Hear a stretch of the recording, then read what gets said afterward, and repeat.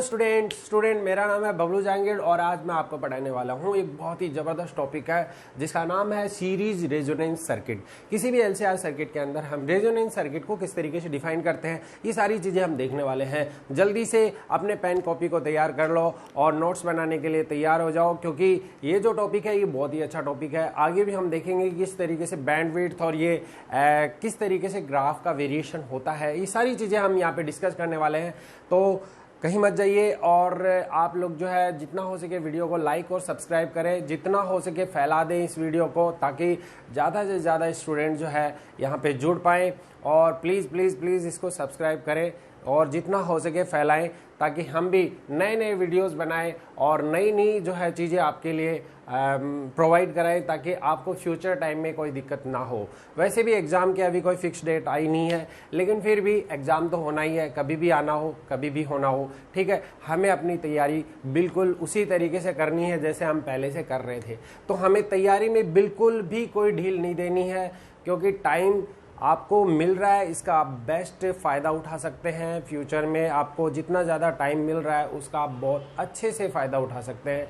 और एग्ज़ाम होना ही होगा और वो कभी भी हो सकता है, लेकिन अभी आप लोग पूरी तैयारी के साथ जुट जाइए और जितने भी टॉपिक हैं, जो भी टॉपिक हैं जो आपको नहीं आ रहे हैं, वो आप कमेंट सेक्शन में डालें, ताकि मैं उनके वीडियोस जल्दी जल्दी बनाता चलूँ। नाउ अब हम जो स्टार्ट करने वाले हैं वो हमारा टॉपिक है रेजोनेंस सर्किट। तो 1 जून के आसपास जो है वो 12th क्लास का एग्ज़ाम होने वाला है, खासकर सीबीएसई का। बाकी जो भी स्टेट जो एग्ज़ाम्स हैं उनके बारे में अभी पता नहीं है, लेकिन फिर भी कोई बात नहीं, हम रेजोनेंस सर्किट पढ़ने वाले हैं। एलसीआर सर्किट में वो क्या है, चलो स्टार्ट करते हैं। तो देखो बच्चों, रेजोनेंस सर्किट कुछ और नहीं है, बहुत ही कमाल का टॉपिक है। हमने पिछली क्लास के अंदर इम्पीडेंस पढ़ा था, और वो भी एलसीआर सर्किट के अंदर हमने एक इम्पीडेंस का फॉर्मूला पढ़ा था। सब लोगों को मालूम होगा, I think Z is equal to, जो फॉर्मूला था वो था हमारे पास, it will be Z equal to, ये था R square plus XL minus XC का स्क्वायर, ठीक है। ये हमारे पास एक इम्पीडेंस का फॉर्मूला था। इसी इम्पीडेंस के फॉर्मूले से हम देखेंगे कि किस तरीके से हम कैसे कैसे वेरिएशंस कर सकते हैं। तो हमें करंट की वैल्यू भी वहां पे मिली थी। मैक्सिमम करंट जो हमें चाहिए थी उसको हम लिखते थे वी नॉट बाई जेड, क्योंकि यहाँ जेड जो है वो एक इफेक्टिव रेजिस्टेंस की तरह वर्क करेगा। तो हमें ये देखना है करंट की वैल्यू मैक्सिमाइज कब होगी, यानी रेजोनेंस तब होता है किसी भी एलसीआर सर्किट के अंदर। रेजोनेंस तब प्रोड्यूस होता है जब करंट की वैल्यू मैक्सिमाइज की जाए, यानी करंट को हम क्या करें, यानी आई नोट जो है या फिर करंट जो है हम उसको क्या कर दें, करंट को हम यहाँ पे क्या कर दें, मैक्सिमाइज कर दें। तो हम करंट को कैसे मैक्सिमाइज कर सकते हैं, करंट जैसे मैक्सिमाइज होगी वैसे ही रेजोनेंस की कंडीशंस क्रिएट हो सकती है।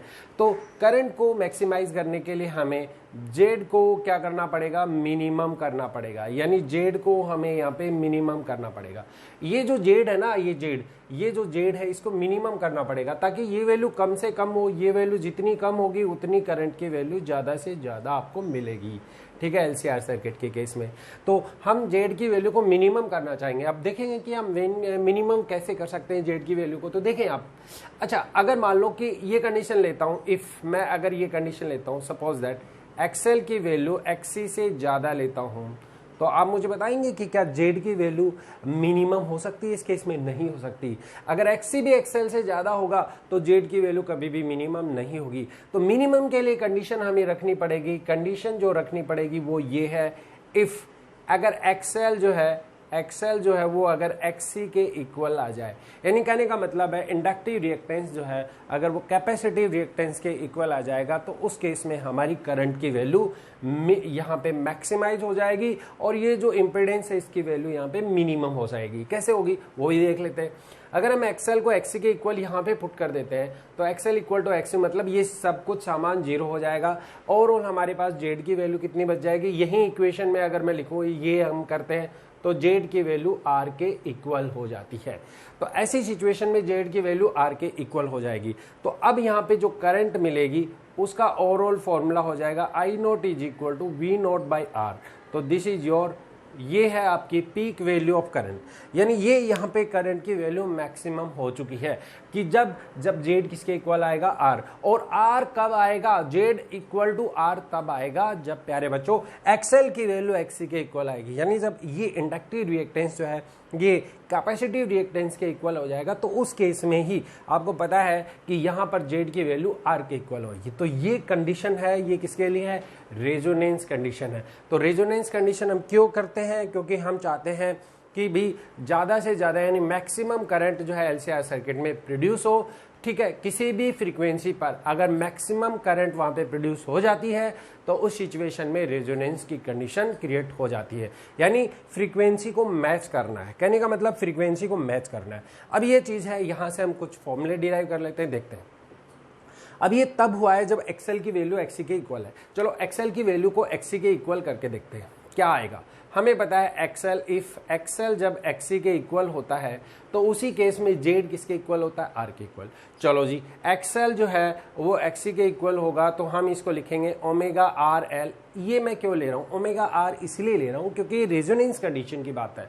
सो यहाँ पे ये फॉर्मूला होता है 1 अपॉन ओमेगा आर इंटू सी, ठीक है। कुछ नहीं करना, बस एक्सएल को एक्सी के इक्वल कर दिया। अब हमें यहाँ पे कंडीशंस में देखना है, यहाँ से देखो ओमेगा आर स्क्वायर हो जाएगा और ये एल नीचे आ जाएगा, 1 अपॉन कितना आ जाएगा, L into C. So omega R is equal to, यहाँ पे देखेंगे हम, omega R is equal to 1 upon root L C आ जाएगा। और ओमेगा आर की वैल्यू को हम लिख सकते हैं 2 pi F R is equal to 1 upon root L C. So frequency की वैल्यू यहाँ से हमने फाइंड आउट कर लिए 1 upon 2 pi root L C. तो दिस इज द फ्रीक्वेंसी। तो ये जो फ्रीक्वेंसी है, इस फ्रीक्वेंसी को हम रेजोनेंट फ्रीक्वेंसी कहेंगे, और ये जो फ्रीक्वेंसी है इसको रेजोनेंट एंगुलर फ्रीक्वेंसी कहेंगे। तो दोनों को समझने की आपको मेरे ख्याल से कोई दिक्कत हुई नहीं है, और बहुत ही आसान सा टॉपिक है। आई होप आपको ये समझ में आ गया होगा जो मैंने समझाया है। तो यहाँ से फ्रीक्वेंसी का फॉर्मूला है 1 upon 2 pi root L C, omega R की वैल्यू आ गई 1 अपॉन रूट एल सी। तो बहुत ही बेसिक सा कॉन्सेप्ट है, और इस कॉन्सेप्ट पर बेस्ड कैसे कैसे क्वेश्चंस बनते हैं, किस तरीके से क्वेश्चंस को डील किया जाता है, उनके मैं तरीके और सारे फंडे बताने वाला हूं। चलो तो फिर आप यहां आ जाए, कम टू द पॉइंट। इसको मैं मिटा देता हूं। तो देखें, तो भाई हमारे पास जो कंडीशन थी वो हमने देख ली है कि कब रेजोनेंस कंडीशन क्रिएट होगी। चलो अब इस सिचुएशन के अंदर हम एक दो चीजें और अच्छे से समझ लेते हैं, इसमें कुछ पॉइंट बनाते हैं, ठीक है जी। पहला पॉइंट तो ये है कि भाई यहाँ पर अगर एक्सएल एक्सी के इक्वल आ जाएगा तो आपको ये बताना है कि यहाँ पे जेड किसके इक्वल आया था, भाई जेड इक्वल टू आर आया था, ठीक है। पहली ये कंडीशन, रेजोनेंस कंडीशन में इंपेडेंस आर के इक्वल हो जाएगा। दूसरी कंडीशन, यहाँ पर अगर पावर फैक्टर की बात की जाएगी तो पावर फैक्टर जो होता है उसको हम यहाँ पे कोस फाई से डिनोट करते हैं, और इसका फॉर्मूला हमें पता है, इसका फॉर्मूला होता है आर बाई जेड। तो यहाँ से आप एक चीज देखें कि अगर कोस फाई को हम लिखें जेड की इक्वल टू आर रख दिया, आर बाई आर, तो ये वैल्यू 1 हो जाएगी। मुझे पता है कि कोस फाई की वैल्यू 1 कहां पर होगी, जब आपके पास फेज जो है वो 0 डिग्री होगा।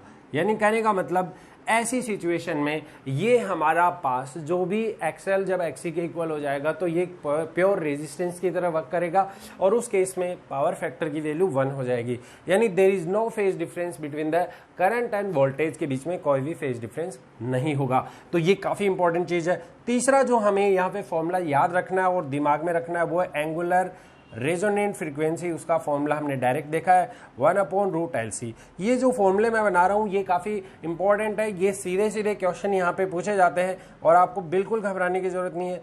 एफ आर की जो वैल्यू आई थी 1 upon 2 pi root L C, तो यहाँ से आपको ये इसी पर बेस्ड क्वेश्चन पूछे जाते हैं, ठीक है। ज़्यादातर जो क्वेश्चन है वो इन्हीं पर बेस्ड होते हैं, और इस सिचुएशन को आप अच्छे से कर सकते हैं। नाउ आगे बढ़ने वाले हैं हम नेक्स्ट टॉपिक की तरफ, और टॉपिक काफ़ी कंप्लीट है, काफ़ी इजी सा टॉपिक है, बट बहुत सारे स्टूडेंट्स को प्रॉब्लम होती है इन टॉपिक्स में, बट कोई दिक्कत नहीं है। चलो करते हैं अभी हम इस टॉपिक को भी। तो अगला जो टॉपिक हम करने वाले हैं वो है हाफ पावर पॉइंट फ्रीक्वेंसीज, और उसके बाद हम बैंडविड्थ निकालेंगे और अलग अलग तरीके से क्वालिटी फैक्टर का टॉपिक भी आगे देखने वाले हैं। तो सबसे पहले हम जो स्टार्ट करने वाले हैं वो है हमारे पास जो टॉपिक हम ले रहे हैं वो है हमारे पास हाफ पावर पॉइंट फ्रीक्वेंसीज। तो ये टॉपिक है हाफ पावर पॉइंट फ्रीक्वेंसीज। उसके बाद हम देखेंगे बैंडविड्थ, ये क्या होती है, ठीक है। सारी चीज़ें वन बाय वन हम देखने वाले हैं, तो बड़े ध्यान से समझने की कोशिश करें। ये टॉपिक काफ़ी अच्छा भी टॉपिक है। चलो, तो सबसे पहले हम हाफ पावर पॉइंट फ्रीक्वेंसीज के बारे में बात करेंगे।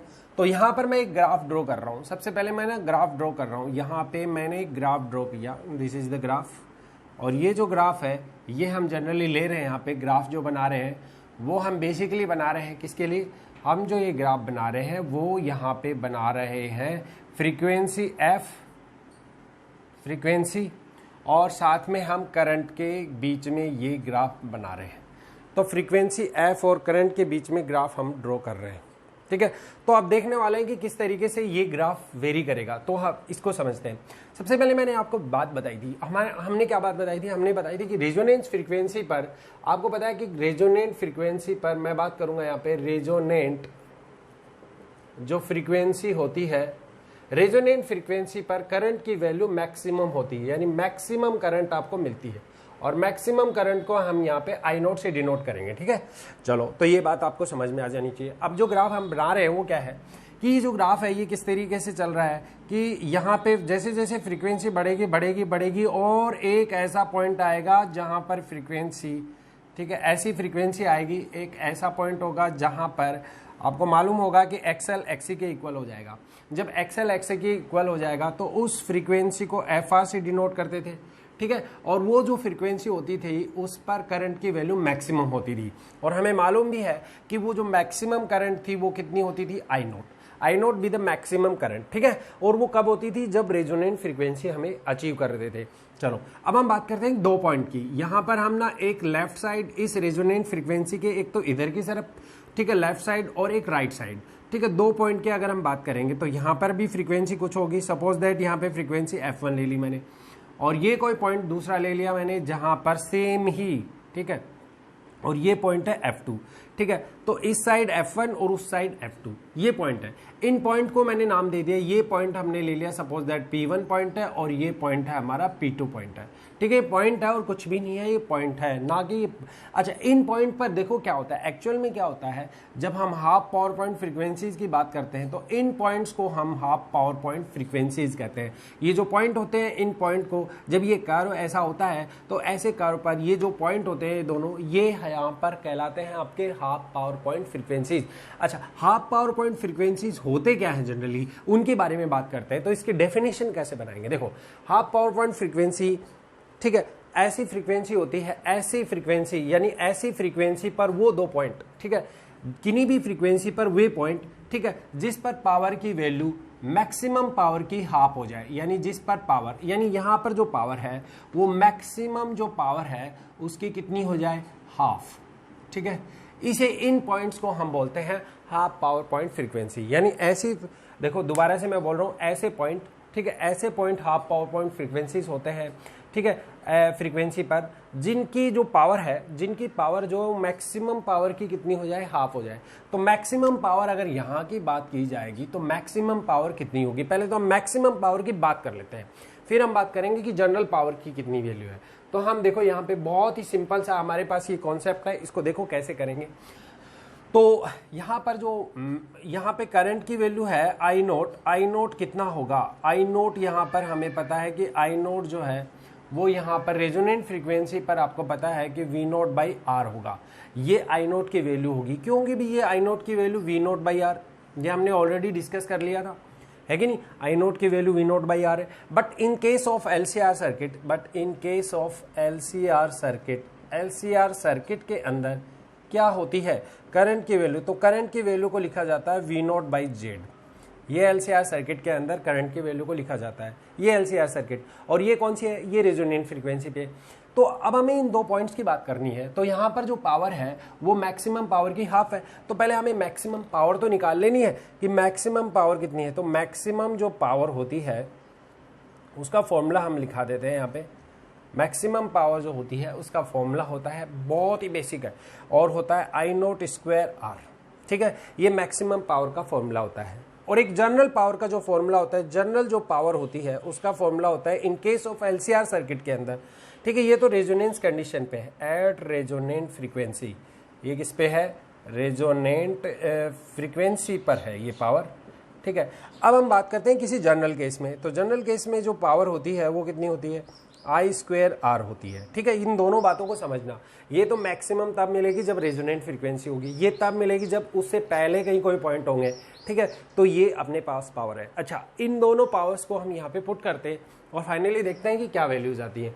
तो P की वैल्यू को हमने लिखा है यहाँ पे, P की value P is equal to हमारे पास है I²R, ओके जी, is equal to P max कितना है, P मैक्स हमारे पास है I0²R, ये रेजोनेंट फ्रीक्वेंसी पर ही मैक्सिमम पावर मिलेगी, ध्यान रखना आप, अपॉन में 2।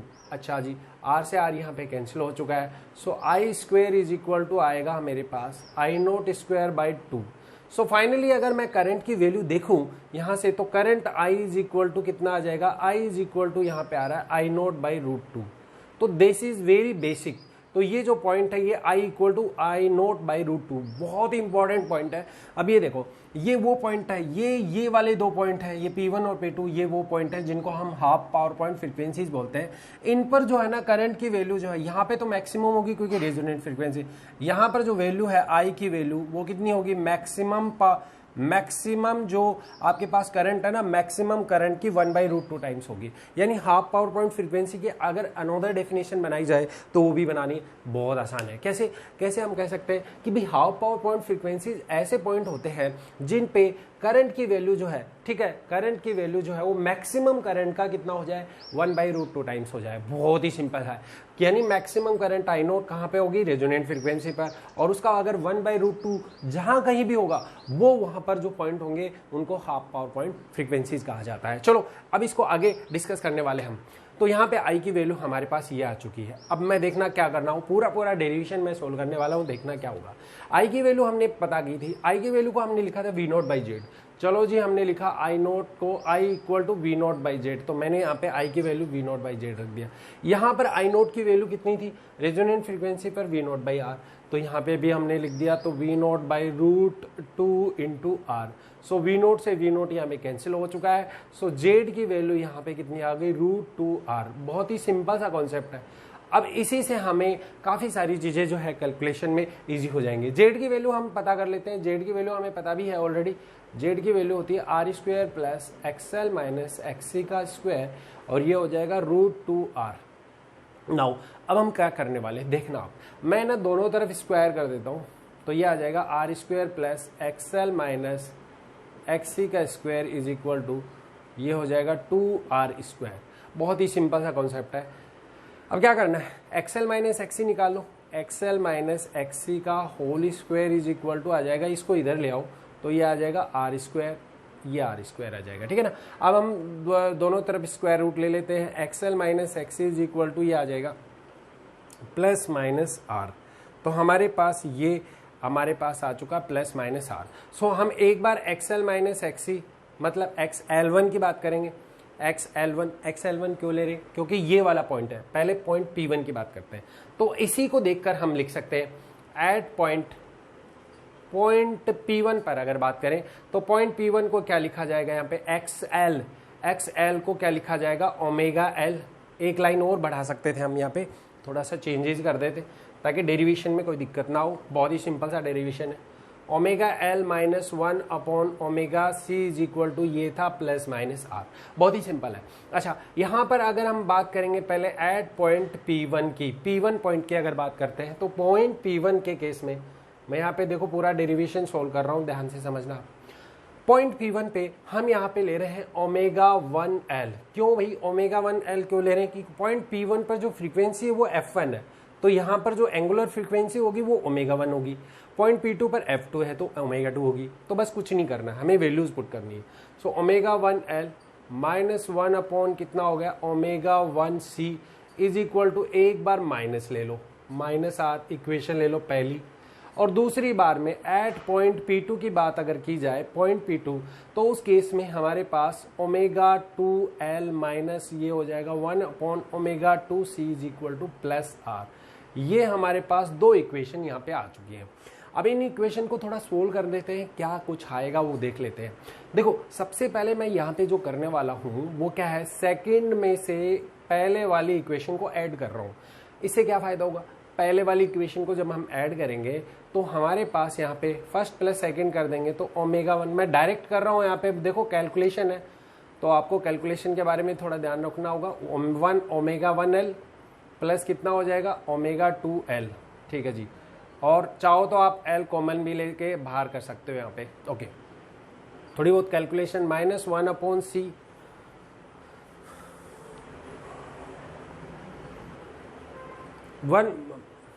1/c की वैल्यू यहाँ पे है हमारे पास, यहाँ से आ जाएगा। देखो क्या कर रहे हैं हम, दोनों को क्या कर रहे हैं, प्लस कर रहे हैं। तो मेरे पास 1/ω1 प्लस 1/ω2 और फाइनली दोनों को अगर हमने किया तो ये 0 हो जाएगा। बस कुछ ही नहीं करना, बेसिक सी चीज़ें हैं।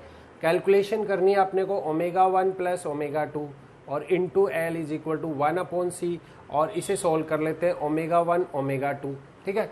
थोड़ी बहुत कैलकुलेशन हम कर रहे हैं तो यहाँ पे क्या आ जाएगा हमारे पास, इट विल बी ω2 प्लस ω1 आ जाएगा। ओके, कुछ नहीं करना। अब देखो ω1 प्लस ω2 यहाँ भी है और यहाँ भी है, कैंसिल आउट हो जाएगा। देन फाइनली मैं इसको लिख सकता हूँ 1/ω1 ω2 इज इक्वल टू यहाँ पे आ रहा है L into C and that is very important part. ये 1/ω1 ω2 बचेगा और L इंटू सी ये तो कैंसिल आउट हो चुका है हमारे पास। इसको हम ना इक्वेशन दे देते हैं थर्ड और ये इक्वेशन हमें बाद में काफ़ी काम में आने वाली है। इससे हम डेरिवेशन फाइंड आउट करेंगे तो इसका यूज़ करने वाले हैं बाद में। चलो अब हम आगे बढ़ते हैं। अब मैं जो है इसका डेरिवेशन और आगे बढ़ाता हूँ। देखो क्या है इसके डेरिवेशन के अंदर क्या है। नाउ अब मैं क्या करता हूँ, यहाँ पे इस साइड वाले को मैं मिटा देता हूँ ताकि मैं ये डेरिवेशन कंप्लीट करूँ। आप इसको राइट डाउन कर ले या फिर यहाँ पे स्क्रीनशॉट ले सकते हैं आप, ताकि आपको पता चले कि भी किस तरीके से हम इस क्वेश्चन को लगा रहे हैं। चलो अब देखो ये बहुत ही बेसिक है, अब इसको सोल्व कर लेते हैं।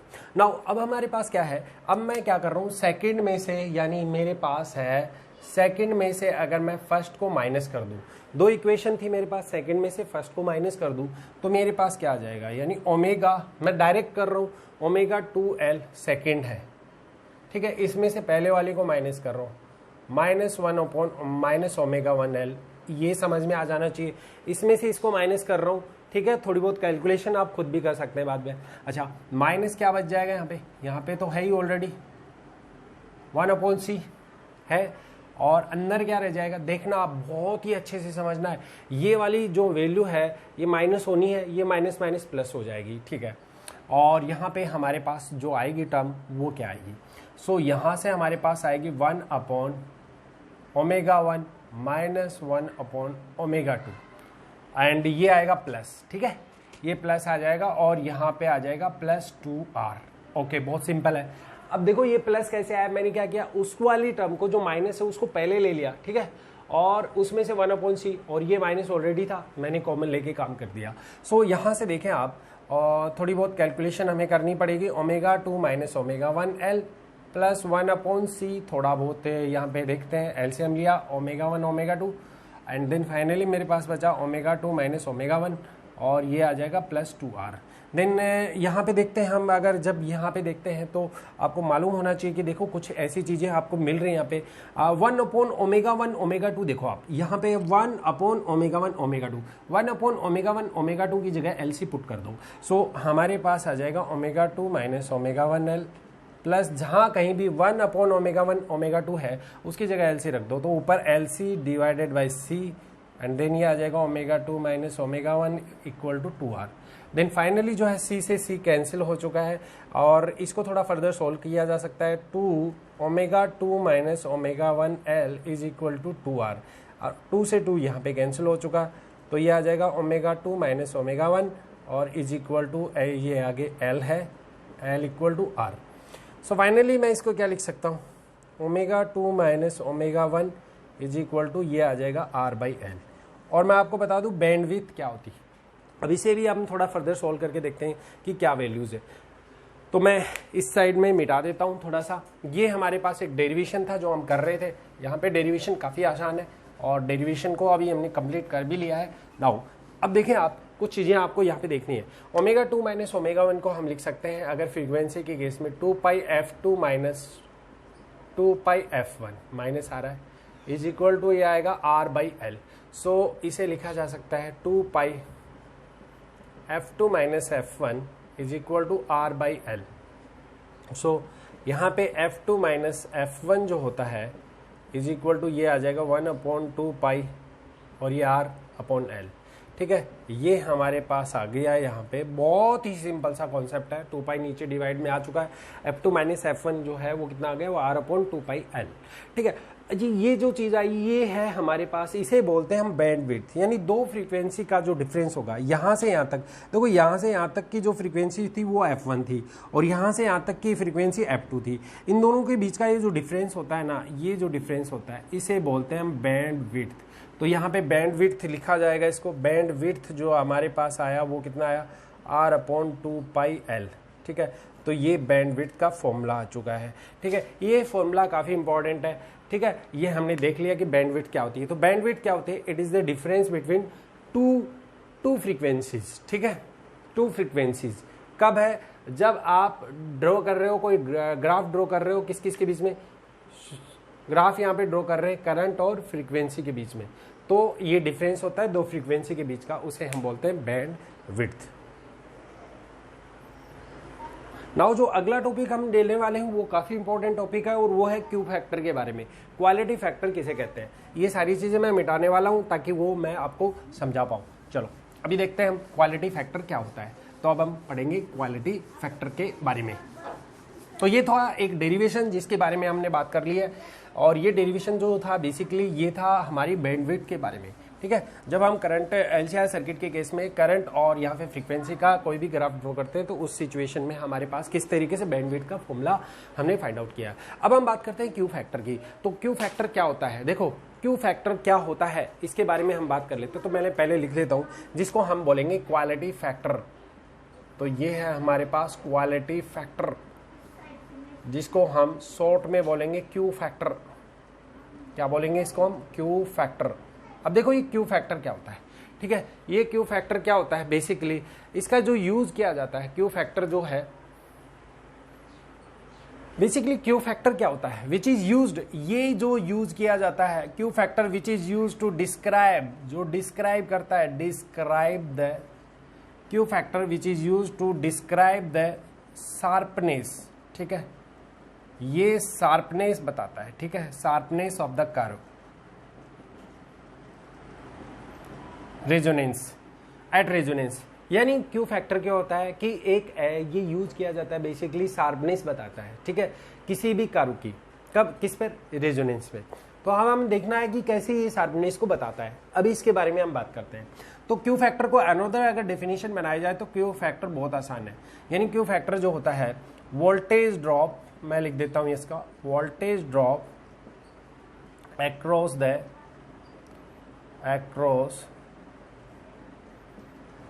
the inductor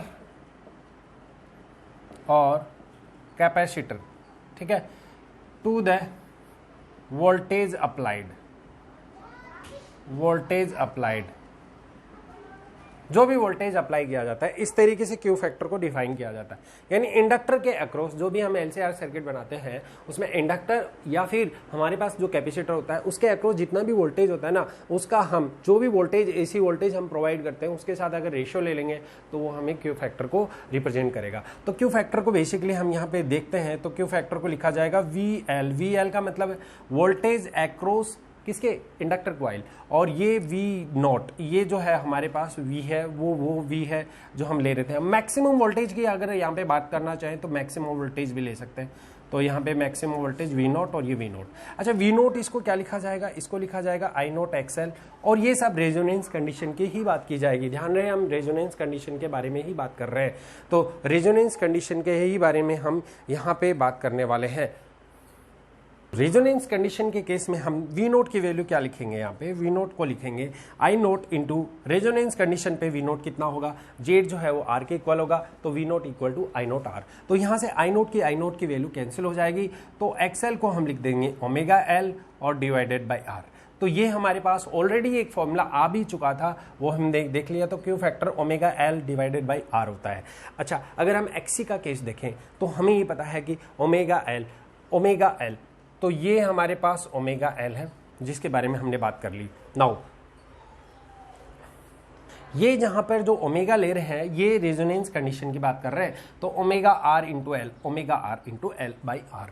अच्छा, एक बात देखो, यहाँ पे ओमेगा आर की वैल्यू हम ऑलरेडी सोल्व कर चुके थे, वो कितनी होती थी 1/√LC। तो यहाँ से हम क्यू फैक्टर की वैल्यू और भी अच्छे से डिफाइन कर सकते हैं। सो क्यू इज इक्वल टू आ जाएगा यहाँ पे आ जाएगा क्यू की वैल्यू जो है यहाँ पे ओमेगा आर की वैल्यू यहाँ पे पुट कर देंगे, और वो वैल्यू कितनी है 1/√LC। ये हमारे पास वैल्यू थी 1/√LC। ऊपर कितना था L अपॉन में कितना था R। जब हम इसे सोल्व करते हैं ना तो L तो कैंसिल हो जाएगा यहाँ पे, और ऊपर आ जाएगा रूट, तो ये आ जाएगा रूट L अपॉन C, और ये हो जाएगा 1/R। तो ये this is the another formula of quality factor. तो क्वालिटी फैक्टर बेसिकली क्या बताता है, ये बताता है कि कोई भी एलसीआर सर्किट के अंदर की शार्पनेस कितनी अच्छी होती है, यानी कोई भी कर्व के लिए हम शार्पनेस को कैसे डिवाइन कर सकते हैं, तो उसकी शार्पनेस को बताने के लिए हम क्यू फैक्टर का यूज करते हैं। अब यहाँ पे देखो, क्यू फैक्टर में बहुत एक इंपॉर्टेंट चीज है यहाँ पे आपको देखने को मिल रही होगी कि क्यू जो है क्वालिटी फैक्टर जो है वो यहाँ पर इन्वर्सली प्रोपोर्शनल रेजिस्टेंस है। यानी कहने का मतलब है, अगर आपने रेजिस्टेंस को हाई कर दिया, अगर आप रेजिस्टेंस को बढ़ा दोगे तो उस केस में शार्पनेस जो है वो कम हो जाएगी, यानी कि बिल्कुल, यानी जो ग्राफ मिलेगा वो बिल्कुल साफ मिलेगा, है ना। यानी अगर आप रेजिस्टेंस को बढ़ा देने के बाद में क्वालिटी फैक्टर कम हो जाएगा, यानी मतलब शार्पनेस बहुत ही कम होगी, यानी कहीं ना कहीं फ्लैट हो सकता है ग्राफ, है ना। अगर हमें मतलब अगर इनमें से 2 पॉइंट हमें निकालने हैं तो वो क्या है, हमें ग्राफ जो चाहिए वो बिल्कुल साफ चाहिए। अगर ग्राफ को हमें बिल्कुल साफ चाहिए तो उस केस में क्या करना पड़ेगा, उस केस में हमें रेजिस्टेंस की वैल्यू को कम से कम रखना पड़ेगा। अगर हम रेजिस्टेंस की वैल्यू को कम से कम रखेंगे ना, तब जाके जो क्वालिटी फैक्टर की वैल्यू हो वो ज्यादा से ज्यादा होगी। इसका मतलब उसकी शार्पनेस उतनी ही ज्यादा होगी, तो इस केस में शार्पनेस ज्यादा होगी। यानी इन दोनों सिचुएशन की अगर बात की जाए, जब रेजिस्टेंस को हाई कर दिया जाएगा तो शार्पनेस बिल्कुल कम हो जाएगी, मतलब जो ग्राफ है वो आपका फ्लैट हो सकता है। लेकिन इस केस में अगर रेजिस्टेंस की वैल्यू को कम कर देंगे तो जो ग्राफ है उसकी क्वालिटी फैक्टर बढ़ जाएगा। क्वालिटी फैक्टर बढ़ने का मतलब उसकी शार्पनेस इंक्रीज हो जाएगी, यानी कहीं ना कहीं कर्व जो है बिल्कुल शार्प होता चला जाएगा। ठीक है, तो ये दो सिचुएशन में हम अगर ग्राफ भी अगर ड्रॉ करें तो ग्राफ भी कैसे ड्रॉ कर सकते हैं वो भी हम अभी देख लेते हैं। तो देखते हैं, अब जो है हम इसके बीच में ग्राफ बनाना चाहेंगे कि क्वालिटी फैक्टर के बीच में कैसे कैसे हम ग्राफ बना सकते हैं। तो हमने बात की थी कि क्वालिटी फैक्टर के अंदर रेजिस्टेंस के बारे में। अब देखते हैं कि कैसे शार्पनेस को हम डिफाइन कर सकते हैं। जैसे कि एक यहाँ पे एक छोटा सा अगर हम ग्राफ बनाए तो ग्राफ को हम इजीली समझ सकते हैं। अगर मान लो हमारे पास 2 रेजिस्टेंस है, R1 है, R1 को हमने R लिया, और R2 जो है वो हमारे पास 10 डबल है 2R है। तो आपको यहाँ से इजीली पता चल रहा है कि ये वाली रेजिस्टेंस की वैल्यू हाई है इसके कंपैरिजन में। तो अगर हम यहाँ पे देखें, अगर ग्राफ बनाए यहाँ पे दोबारा से वही ग्राफ बनाए, किसके के बीच में, फ्रीक्वेंसी के बीच में ग्राफ बनाए, और साथ में हम करंट के बीच में अगर ग्राफ ड्रॉ करें, तो मुझे पता है कि रेजोनेंस कंडीशन पे ही होती है सारी चीजें। अच्छा, मैं अगर बात करूं कि ये रेजिस्टेंस की बात करते हैं, इस रेजिस्टेंस पे हमारा जो कर्व होगा वो कुछ इस तरीके का होगा। हमारा जो कर्व होगा वो कुछ इस तरीके का होगा, ऐसे जाएगा और थोड़ा सा शार्प हो जाएगा, ऐसे शार्प हो जाएगा। शार्प का मतलब ये है कि उसका पीक जो है ना वो हाई होगा, यानी कहने का मतलब उसका पीक हाई होगा। और इस रेजिस्टेंस पे, ये कब की बात है, ये इस रेजिस्टेंस पे इसकी वैल्यू I0 है, यानी पीक हाई होगा। ठीक है, ये कब है, जब आपका रेजिस्टेंस लो होगा, यानी लो रेजिस्टेंस R1 की कर रहे हैं जिसकी वैल्यू R थी। लेकिन अगर हम बात करें कि जैसे जैसे मैं रेजिस्टेंस की वैल्यू को इंक्रीज करूंगा, तो जैसे जैसे मैं रेजिस्टेंस की वैल्यू को इंक्रीज करूंगा वैसे वैसे क्या होगा, जो ग्राफ है वो हमारा इस तरीके से थोड़ा शार्प ना मिलकर थोड़ा फ्लैट मिल जाएगा, ऐसे फ्लैटर हो जाएगा, है ना, इस तरीके से फ्लैटर हो जाएगा। तो कहने का मतलब है कि अगर ये कौन सा है, ये तब है जब हमने कैसा रेजिस्टेंस लिया, हाई रेजिस्टेंस हमने यूज किया, यानी R2 की वैल्यू हमने 2R यूज की, तो उस केस में ये बिल्कुल फ्लैट हो गया। देखो इस तरीके से ये बिल्कुल फ्लैट हो जाता है। ठीक है, तो हमारा जो ये कर्व है ये पीक ना होकर ऐसे, अगर जिसका पीक हाई होगा मतलब उसकी शार्पनेस भी हाई होगी। पीक हाई होने का मतलब है उसकी शार्पनेस भी जो है वो भी हाई होगी। लेकिन अगर यहाँ पे देखें तो इसका पीक जो है वो हाई नहीं है, ये बिल्कुल फ्लैट है, ऐसा बिल्कुल फ्लैट है। तो ये एक फ्लैटर है, ऐसे फ्लैटर हो गया, एकदम फ्लैटर टाइप हो गया, तो उस सिचुएशन में आपको पता है कि यहाँ पे क्वालिटी फैक्टर डिक्रीज हो जाएगा, यहाँ पर क्वालिटी फैक्टर इंक्रीज होगा, यानी क्यू फैक्टर यहाँ इंक्रीज होगा, और यहाँ की अगर बात करेंगे तो क्यू फैक्टर यहाँ पे डिक्रीज होगा, क्योंकि पीक वैल्यू बिल्कुल लो है और उस सिचुएशन में यहाँ पर बिल्कुल जो ग्राफ है वो आपका एकदम फ्लैट हो चुका है। नाउ ऐसी सिचुएशन में दो चीज़ें हम यहाँ पे पॉइंट बना सकते हैं। अगर रेजिस्टेंस हमारा लो होगा तो उस सिचुएशन में पीक हाई होता है और शार्पनेस ज़्यादा होती है ना, शार्पनेस हाई होती है, यानी इंक्रीज कर जाती है शार्पनेस। अगर हम बात करें कि हाई रेजिस्टेंस की अगर बात करें तो उस सिचुएशन में जो हमारा क्वालिटी फैक्टर है या फिर पीक जो है वो बिल्कुल एकदम फ्लैट कर जाएगा, एकदम फ्लैटर हो जाएगा, तो उस सिचुएशन में क्यू फैक्टर डिक्रीज हो जाएगा। और ऐसे जो ये जो सर्किट होते हैं जनरली इन सर्किट को हम एक्सेप्टर सर्किट भी कहते हैं, ठीक है। तो यहाँ पर हम इसको है ना, इन सर्किट को हम एक्सेप्टर सर्किट भी कहते हैं। तो हम यहाँ पे 3 पॉइंट बना सकते हैं। पहला पॉइंट हमने बात कर ली थी लो रेजिस्टेंस के बेस, हाई रेजिस्टेंस के केस में, और दूसरी पॉइंट, और तीसरा ये कैसा सर्किट है, एक एक्सेप्टर सर्किट है, ठीक है, ये हमने बात कर ली। तो ये 3 पॉइंट यहाँ पे जनरली एग्जामिनेशन में पूछे जाते हैं, जो कि आपको शायद इनके फॉर्मूला वगैरह भी आपको अच्छे से क्लैरिटी के साथ पता चल गए हैं। अच्छा, अब ये जो वीडियो है ये मैं यहीं पे ख़त्म करने वाला हूँ। अगला जो वीडियो हम बनाएंगे इससे अगले वाला टॉपिक होगा, और साथ में मैं आपको ये बताऊँगा कि किस तरीके से RL सर्किट और किस तरीके से RC सर्किट को एक साथ लेकर, हमने LCR सर्किट कंप्लीट पढ़ लिया था, उसी के बेसिस पे हम LR और RC सर्किट के बारे में अच्छे से जो है वहाँ पर इम्पीडेंस निकाल सकते हैं, वहाँ पे फेज डिफरेंस निकाल सकते हैं, और पीक वैल्यू भी निकाल सकते हैं करंट की। तो वो सारी चीज़ें एक जैसी हैं, उसको ज़्यादा दिमाग लगाना नहीं है, क्योंकि क्वेश्चंस जब भी हम करेंगे तो हम एक तगड़ा सा फ्लो चार्ट बनाएंगे ताकि क्वेश्चंस की दबादब हम धज्जियाँ उड़ा दें। किसी भी टाइप के कैसे भी क्वेश्चन आए उनको हम बहुत ही कम टाइम में इजीली सॉल्व कर लेंगे। ये हमारा नेक्स्ट टॉपिक होगा। तो अगले टॉपिक को शुरू करने से पहले मैं आपको बता दूं कि वीडियो को जितना हो सके फिर से लाइक करें, प्लीज़ इसको सब्सक्राइब करें और फैला दें जहाँ तक भी हो सके। थैंक यू सो मच, मिलते हैं।